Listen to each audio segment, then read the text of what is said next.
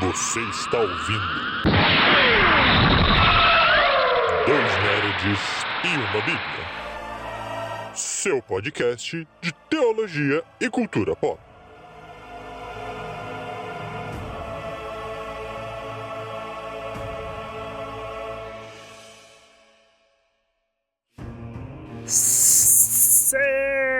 Sejam muito bem-vindos, meus amigos e minhas amigas, a mais um Dois Nerds e uma Bíblia, o seu podcast de teologia e cultura pop. Eu sou o Beto, nosso host aqui sempre com vocês, e comigo aqui, meu sempre animado amiguinho, o Lucas. E aí, pessoal, bom dia, bem-vindo a mais um Dois Nerds. Mais um dia falando com vocês logo cedo sobre nerdice e teologia. Já ajuda a gente, se esse conteúdo, ou se você já tem convicção que esse conteúdo vai ser bom, já curte, já comenta, já compartilha. Ajuda a gente a espalhar aí o Dois Nerds. E bora para mais um cast de teologia e nerdice aqui. É isso, e hoje um conteúdo extremamente teológico e histórico. Falar de um dos pais da igreja. Vamos falar de Orígenes. Eu vou tentar defender o tio Orígenes, que o pessoal ataca muito Orígenes.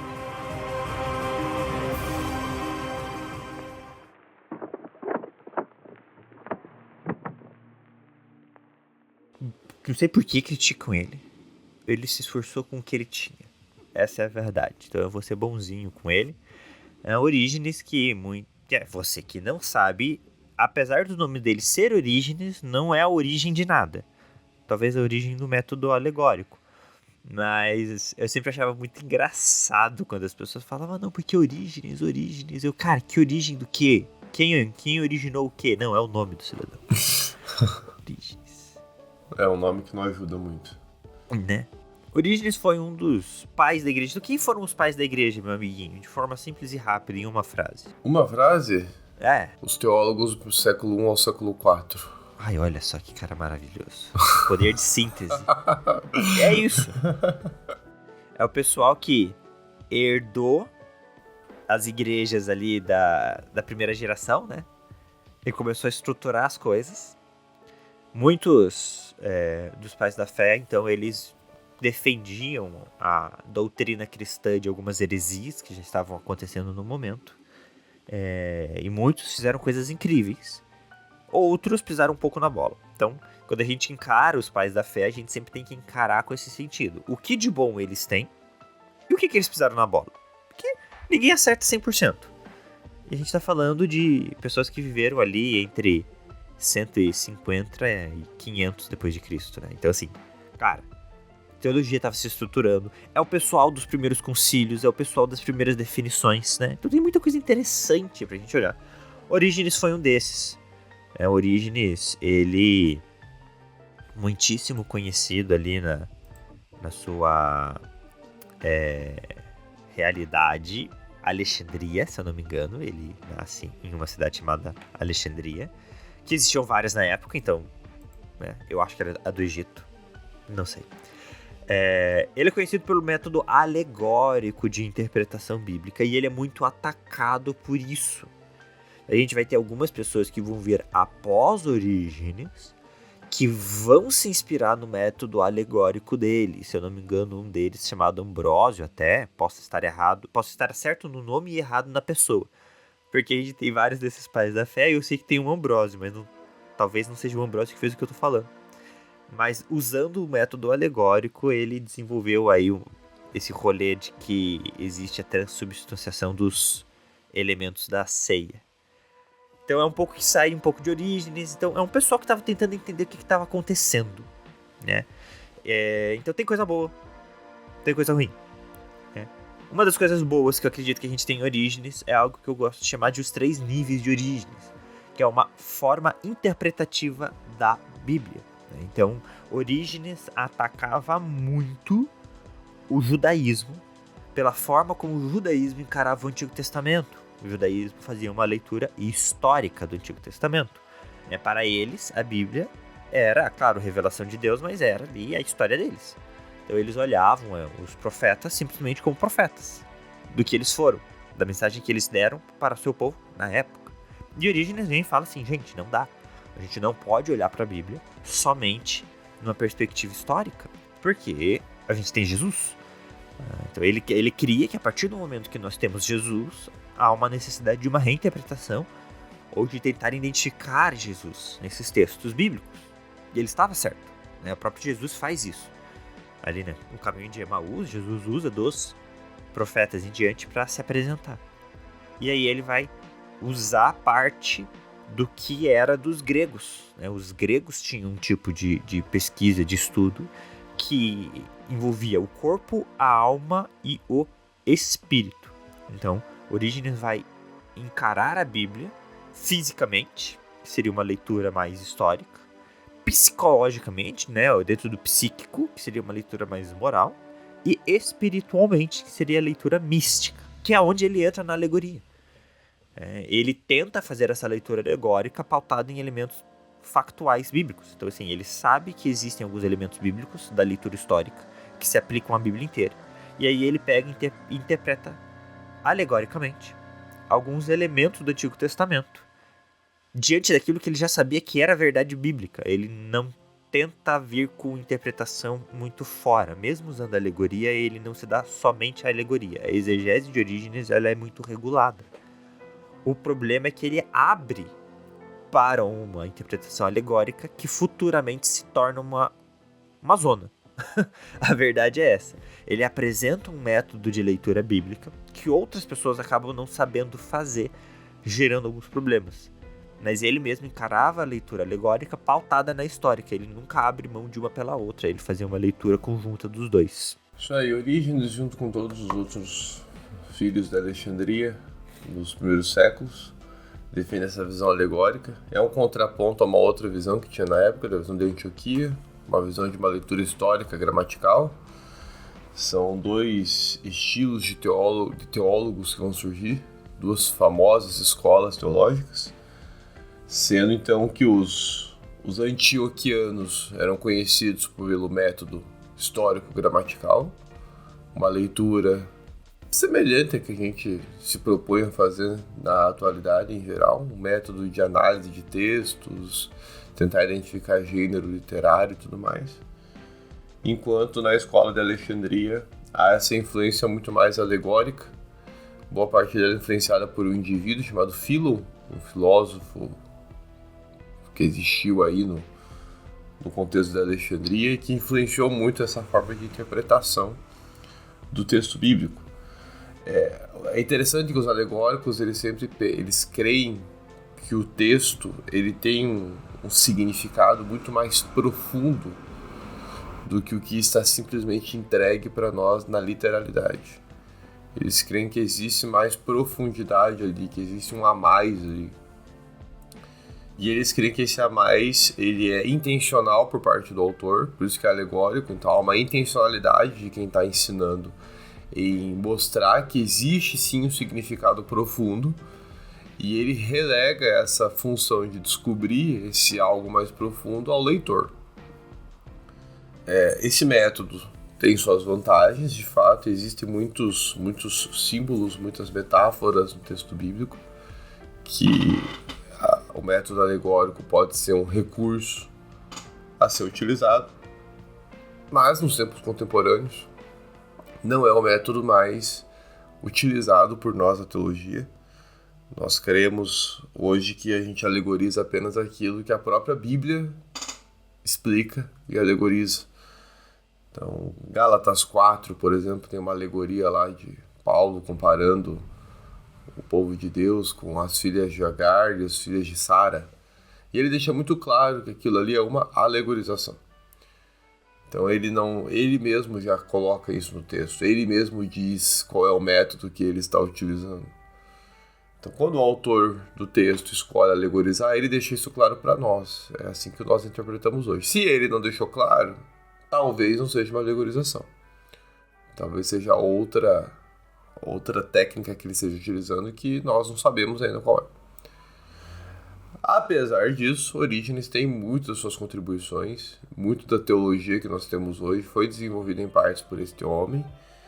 Ele e muitos outros alexandrinos são contribuintes da teologia que temos hoje, muitos ensinamentos. e que isso é muito além da alegorização, simplesmente.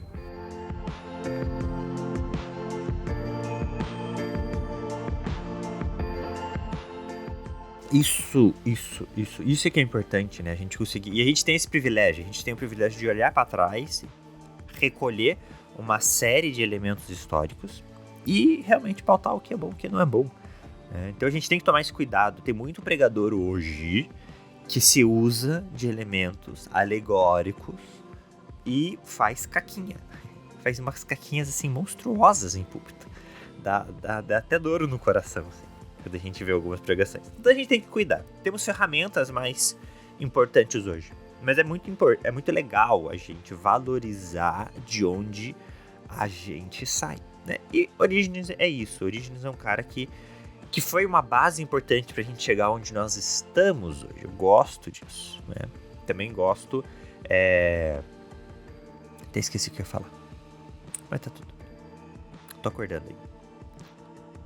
Diante disso, meu amigo, as pessoas continuam voltando em Orígenes e fazendo releituras e interpretações de Orígenes. Porque como ele é um cara muito importante, acredita que ainda tem coisas interessantes a ser olhadas nele. Eu gosto muito dessas 3 camadas, né? A maior parte das pessoas observa a leitura de Orígenes dentro dessas 3 camadas. Histórica, moral e mística. E eu acho que tem valia nisso. Eu acredito que quando a gente olha um texto bíblico, faz sentido a gente observar esses 3 elementos. No sentido histórico-gramatical, a nossa leitura ela é pautada em histórico-gramatical. Né?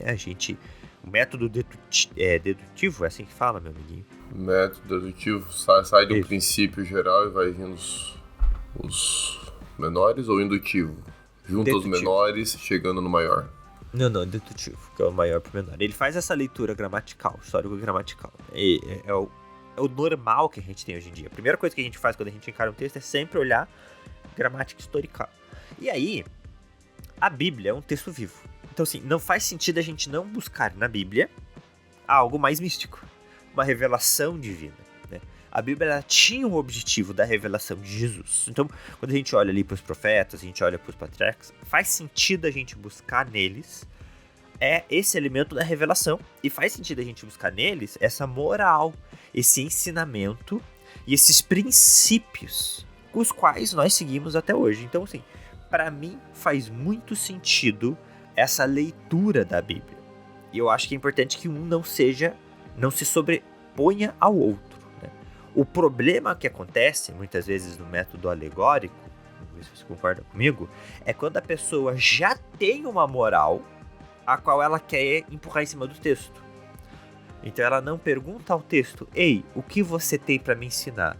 Mas ela fala, eu quero ensinar tal coisa, vou enfiar isto aqui. E aí, sei lá, cada pilar que Sansão derrubou tinha um significado, tá ligado? Mas acho que esse é o grande problema geral da alegorização. Que se o texto bíblico não nos diz que houve uma alegorização e eu estou querendo colocar, eu estou dizendo que, e essa é a proposta da alegoria, eu estou querendo dizer que o autor quis dizer isso. Só que se o texto bíblico não diz claramente, eu não posso afirmar que de fato o autor quis dizer isso ou aquilo. Ele pode ter dito isso, ele pode ter dito aquilo, mas se não está claro, fica só no pode. É hipotético, não é determinante. Acho que esse é o grande desafio da alegorização. Embora a proposta que a gente traz aí na pauta do Orígenes é uma proposta interessante. Só que vem a indagação, né? Corpo, alma e espírito, né? Parte então aí de uma visão tricotomista de ser humano, né? O ser humano dividido em 3 partes. Já vão vindo as indagações. Quem afirma que o ser humano é corpo, alma e espírito? Aonde que nós temos essa informação? Onde está claro no texto bíblico que nós somos compostos de 3 partes distintas, né? 2 elementos materiais, alma e espírito, e um elemento material que é o corpo. Existe algum lugar no texto bíblico que distinga psíquico do espiritual? Ou isso é coisa de gente grega? Isso é algo muito mais vinculado à filosofia grega.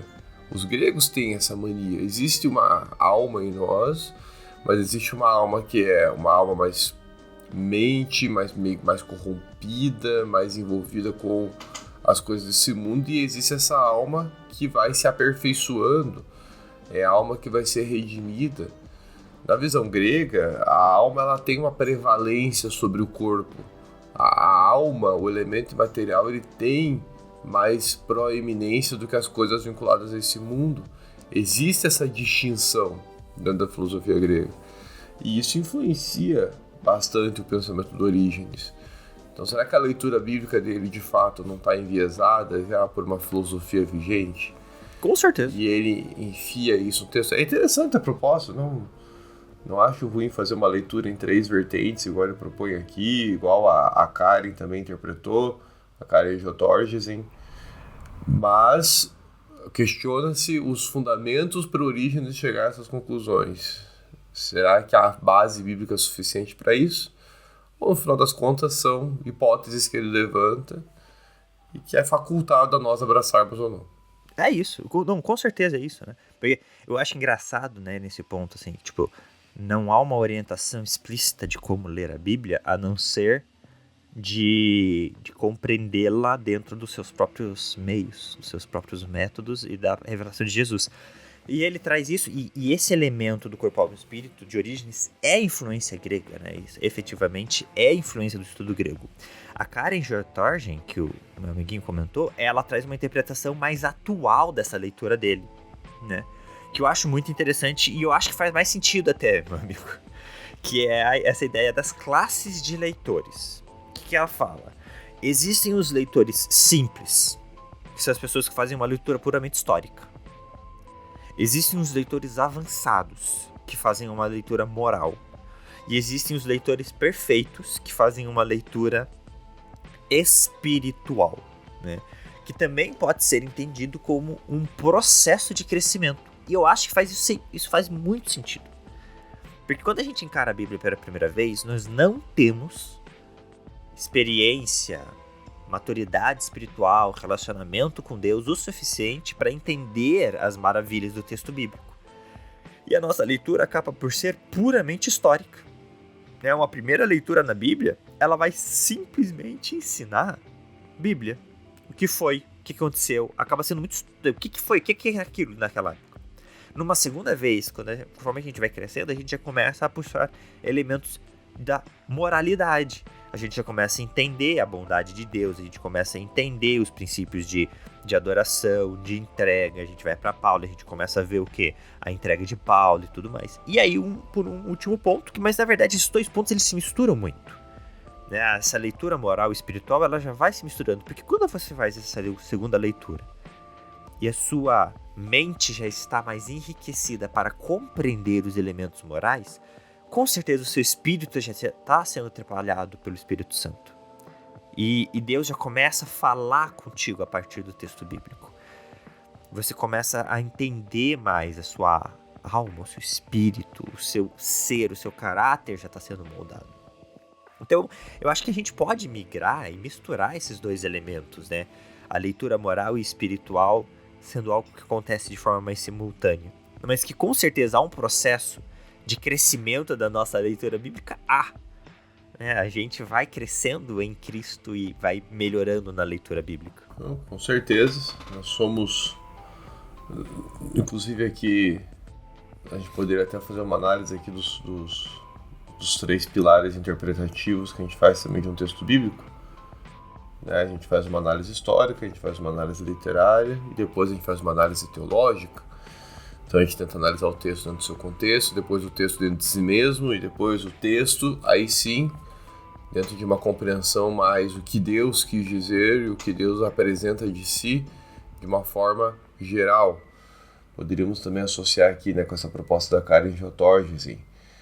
Existe uma primeira leitura que é uma leitura mais acessível, pelo menos para os leitores daquela época, que é uma leitura histórica. Hoje eu não sei se seria a leitura mais simples, talvez seja a leitura mais desafiadora para a igreja contemporânea fazer. Depois uma leitura... Mas você está aprofundando muito a ideia histórica, amigo. Histórica, pensa o seguinte, leu ali a tua NTLH e só entendeu que o texto está falando da historinha ali. É a historinha bíblica, é o que a gente ensina para as crianças. As crianças a gente ensina uma historinha bíblica. Uhum. A historinha de Daniel, bonitinho.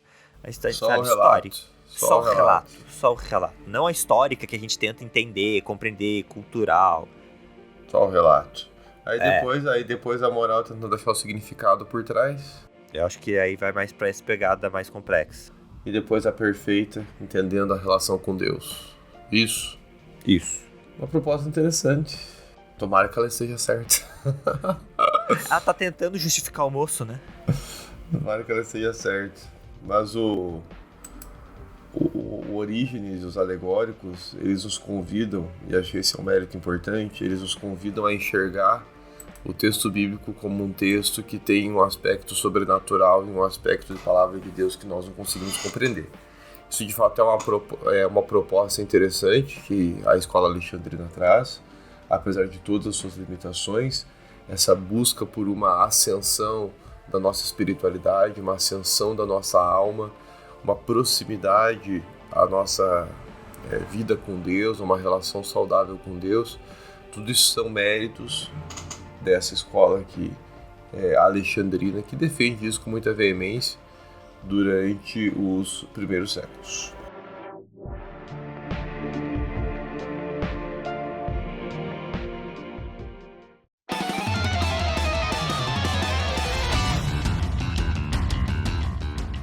É isso então, meu povo. Um pouquinho de Orígenes pra vocês. Nosso objetivo também não é encher a cabeça do povo com coisas extremamente complexas, mas um convite ao aprofundamento bíblico, um convite ao conhecimento histórico da igreja. Eu acho sempre muito bom, meu amiguinho, quando as pessoas tentam entender um pouco mais de onde elas vêm. Tem muita coisa boa, ou pelo menos interessante, nesse período da igreja. Tem muito crente que, por causa de todo o histórico católico, ortodoxo, romano, evita estudar muito da história da igreja, como se não tivesse nada de bom ali, como se não tivesse elementos importantes, ou como se a partir da reforma tudo que aconteceu antes não fosse importante. Mas nós, como pessoas que nascem de igrejas que vêm do processo da reforma, seja uma igreja reformada tradicional ou uma igreja mais pentecostal, somos devedores de um acúmulo histórico, de um processo de construção da igreja. E esses pais da fé, eles são importantes pra gente, eles vêm de um momento em que a igreja necessitava de pessoas para estruturar uma sistemática, uma leitura, uma ordem. Eles erraram, todos nós erramos, mas eles também acertaram muito, então eu acho muito relevante a gente olhar para eles e tentar aprender um pouquinho com eles. E a nossa proposta para vocês hoje é isso, né? Olhemos para Orígenes como alguém que nos inspirava a olhar mais para a Bíblia e tentar encontrar mais Jesus lá. Meu amiguinho, obrigado pelo seu tempo. É isso aí, pessoal, muito bom estar com vocês, muito bom estar com você, meu amiguinho, e nos vemos no próximo cast. É isso, um beijo e um queijo!